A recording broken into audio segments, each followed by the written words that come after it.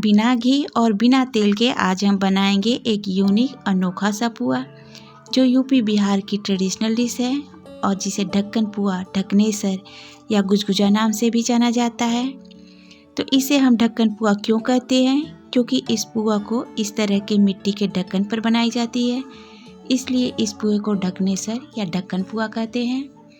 आपके यहाँ भी ये पुआ ज़रूर बनाई जाती होगी और इस पुए को किस नाम से जाना जाता है इसे कमेंट में ज़रूर बताएं।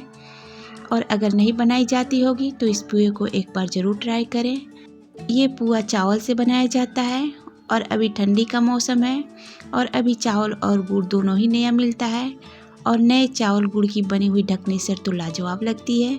तो चलिए इसे बनाना शुरू करते हैं और अगर रेसिपी पसंद आती है तो प्लीज़ वीडियो को लाइक, शेयर और चैनल को सब्सक्राइब कर दें। तो चलिए इसे बनाना शुरू करते हैं। इसे बनाने के लिए मैं ले रही हूँ 1 कटोरी चावल का आटा। मैंने घर की चावल को ही चक्की में पिसवा लिया है, लेकिन अगर आपको चावल का आटा न मिले तो आप किचन के डब्बे से ही चावल लें, उसे 7-8 घंटा पानी में भिगो दें और उसे मिक्सी के जार में डालकर पीस लें और उसका पेस्ट बना लें। तो चलिए अब हम इसका घोल बना लेते हैं। घोल बनाने के लिए इसमें थोड़ा थोड़ा कर पानी डालें, एक साथ ज़्यादा पानी न डालें। एक हाथ से पानी डालते रहे और दूसरे हाथ से इसे मिक्स करते रहे। इस तरह से घोल के पतले होने का डर नहीं रहता है। तो मैंने घोल को मिक्स कर लिया है और इसकी कंसिस्टेंसी मैंने इस तरह की रखी है, ना ही ज़्यादा पतला और ना ही ज़्यादा गाढ़ा। तो एक बार आप फिर से देख लें, इसकी कंसिस्टेंसी इस तरह की रखें, तभी चावल की रोटी परफेक्ट बनेगी और पुए अच्छे बनेंगे। तो चलिए इसे ढककर 10-15 मिनट रेस्ट होने देते हैं और जब तक ये फूलकर सेट होते हैं तब तक हम इसके लिए चाशनी की तैयारी कर लेते हैं। तो चाशनी बनाने के लिए सबसे पहले हम 2 चम्मच गेहूं का आटा भूनेंगे। आटा हम चाशनी में डालने के लिए भूनेंगे।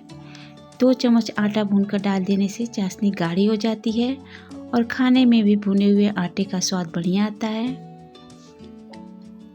तो चलिए अब आटा भून गया, इसका कलर भी चेंज हो गया है और इससे सूंधी सूंधी खुशबू भी आ रही है। तो अब मैं गैस का फ्लेम ऑफ कर दे रही हूँ और इसे अलग बर्तन में निकाल लेंगे।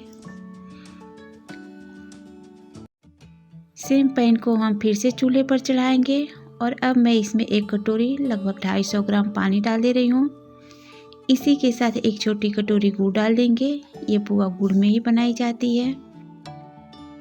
तो जब तक गुड़ मेल्ट हो रहा है तब तक हम आटे में पानी डालकर आटे को भी घोल लेते हैं। तो मैंने आटे को भी घोल लिया है। अब हम फिर से चाशनी देख लेते हैं। तो चाशनी का गुड़ मेल्ट हो रहा है तो मैं इसमें 2 चम्मच चीनी डाल दे रही हूँ। वैसे तो पुआ गुड़ की बनाई जाती है, लेकिन मैं इसमें 2 चम्मच चीनी डाल लेती हूँ तो पुए का टेस्ट बढ़ जाता है। और अब गुड़ भी मेल्ट हो गया है तो हमें गुड़ को बस मेल्ट ही करना है, इसकी चाशनी नहीं बनानी है। तो अब हमने जो आटा घोल कर रखा था उस घोल को डाल देते हैं। आटे को इस तरह से घोल कर डालने से आटे की गुठलियाँ नहीं बनती है और चाशनी में आटा भूनकर मिला देने से चाशनी गाढ़ी हो जाती है। तो अब मैं इसमें फ्लेवर के लिए 1 चम्मच सौंफ डाल दे रही हूँ। सौंफ को मैंने दरदरा कूट लिया था। इसे चाशनी में मिक्स कर देते हैं और चाशनी को थोड़ी देर उबलने देते हैं ताकि आटा भी चाशनी के साथ अच्छे से पक जाए। और अब चाशनी में उबाल आ गया है। चाशनी को हमें थोड़ी देर ही पकाना होता है, बहुत ज़्यादा हमें इसे नहीं पकाना है। चाशनी में उबाल आने के बाद बस 1.5-2 मिनट ही इसे पकाएं। ये चाशनी अभी आपको गाढ़ी दिख रही है, लेकिन ठंडा होने के बाद हम इसमें दूध मिलाएंगे तो चाशनी पतली हो जाएगी। तो अब हमारी चाशनी तैयार हो गई है। मैं गैस का फ्लेम ऑफ कर दे रही हूँ और इसे साइड में रख लेते हैं। इसे ढक भी देते हैं ताकि ये जल्दी ठंडा ना हो। फिर हम इसमें चावल की रोटियां डुबाएंगे और अब हमने जो घोल बना कर रखा था उसकी रोटियां बना लेते हैं। ढक्कन पुए की रोटी इस तरह के मिट्टी के बर्तन में बनाई जाती है, जिसे गांव में ताई बोला जाता है। ये ताई कुम्हार के दुकान पर आपको आसानी से मिल जाएंगे, जहाँ पर पूजा के लिए दिया, कलश वगैरह बिकता है। इस ताई में छठ की रोटियां भी बनाई जाती है, लेकिन आपके पास अगर ताई अवेलेबल ना हो तो आप लोहे या नॉन स्टिक के तवे पर भी बना सकते हैं। इसे चूल्हे पर गर्म होने के लिए रख देते हैं पहले हम इसे एक बार अच्छी तरह से तेज़ आंच पर गर्म कर लेंगे। उसके बाद फ्लेम लो कर देंगे और लो फ्लेम पर ही पूरी रोटियां बनाएंगे। बैटर डालने से पहले हम एक बार फिर से इसे मिक्स कर लेंगे। ये बैटर अभी आपको पहले से ज़्यादा थिक लग रही होगी, लेकिन ये बैटर बिल्कुल परफेक्ट बनी है रोटी बनाने के लिए। तो हम इसमें से एक कच्ची बैटर लेंगे और ताई के बीचों बीच इस तरह से इसे डाल देंगे। ये खुद ही गोल शेप में आ जाता है। अब फ्लेम को लो से थोड़ा सा ज़्यादा रखेंगे और थोड़ी देर इसे पकने के बाद आप देख रहे हैं कि रोटी में होल बनने लगा है। इसका मतलब घोल हमारा सही बना था और तवा भी अच्छे से गर्म है, क्योंकि इस रोटी में जितने ही ज़्यादा होल बनते हैं तो चाशनी उतने ही अंदर तक समाती है और पूरे सॉफ्ट बनते हैं। अब इसे ढककर 1-1.5 मिनट पकने देते हैं और लगभग 2 मिनट बाद ढक्कन हटाकर देख लेते हैं। तो अभी इस रोटी के बीच में आपको उजला दिख रहा होगा, यानी रोटी अभी कच्चा है। रोटी पकने के बाद इसके बीच में वाइट कलर नहीं रहता और पूरी रोटी एक समान ट्रांसपेरेंट सी दिखती है। तो हम इसे फिर से ढक देते हैं और 2 मिनट और पका लेते हैं। और लगभग 2 मिनट बाद अब ये रोटी अच्छे से पक गई है। इसके बीच का पोर्शन भी पक गया है और अब हम इसे स्पैचुला से इस तरह से निकाल लेंगे। तो देखिए कितनी आसानी से रोटी निकल गई। तो देखिए रोटी का पिछला हिस्सा भी कितना सुंदर दिख रहा है, ऊपर से भी इसमें कितने सारे जाली बने हुए हैं। अभी ये पहली रोटी है इसलिए थोड़ा सा लग गया है, लेकिन आगे की रोटियां और भी अच्छी बनेंगी। तो अब हम इसे गरम गरम ही चाशनी में डुबो देते हैं। अच्छी तरह से हम इसे डुबा देंगे।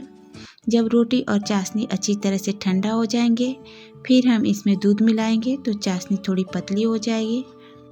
तो मैंने रोटी को चाशनी में अच्छी तरह से डिप कर दिया है। अब इसे ढक देते हैं और अब मैं आपको एक दूसरी रोटी बनाकर दिखा देती हूँ।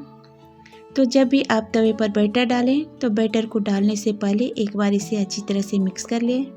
फिर अपने अनुसार 1 या 2 चम्मच बैटर डालें। जितना बड़ा आपको पुआ बनाना हो उसके अनुसार आप बैटर डालें। और देखिए इस दूसरी रोटी में पहले वाली रोटी से ज़्यादा जाली बने हैं।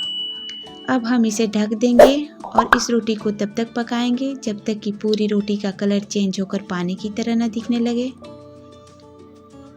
और अब देखिए रोटी पहले वाली रोटी से ज़्यादा सॉफ्ट और जालीदार बनी है। इस रोटी की यही खास बात है कि इस रोटी में जितने ही जाली बनते हैं पुआ उतना ही ज़्यादा सॉफ्ट बनता है। तो चलिए इसे भी हम चाशनी में अच्छी तरह से डुबा देते हैं और इसी तरह से हम पूरे बैटर की रोटी बनाकर चाशनी में डुबाते जाएंगे। तो यहाँ मैंने पूरे बैटर का पुआ बना लिया है। इसे मैंने पैन से दूसरे बर्तन में ट्रांसफ़र कर लिया था। पुए अच्छे से चाशनी को एब्जॉर्ब कर बढ़िया से फूल गए हैं। तो अब हम इसमें दूध मिलाएंगे। मैंने दूध को गर्म कर अच्छे से ठंडा कर लिया है। इस तरह से ठंडी चाशनी में ठंडा दूध मिलाने से दूध फटने का चांस नहीं रहता है, वरना चाशनी और दूध में से कोई एक भी गर्म रहा तो दूध फटने के चांसेस ज़्यादा रहते हैं। और फाइनली हमारा पुआ सर्व करने के लिए तैयार है। इसे प्लेट में निकालें और गर्मा गर्म इसे सर्व करें। पुआ बासी भी बहुत अच्छा लगता है। इसे आप फ्रिज में रख दें और अगले दिन खाएं तो भी ये बहुत ही अच्छा लगता है। तो फ्रेंड्स कैसी लगी आपको यह रेसिपी? अगर रेसिपी पसंद आई हो तो प्लीज़ वीडियो को लाइक शेयर और चैनल को सब्सक्राइब कर बेल का आइकन ज़रूर प्रेस कर दें ताकि आगे आने वाली वीडियो का नोटिफिकेशन आपको मिल सके। मिलते हैं नेक्स्ट वीडियो में, तब तक के लिए बाय।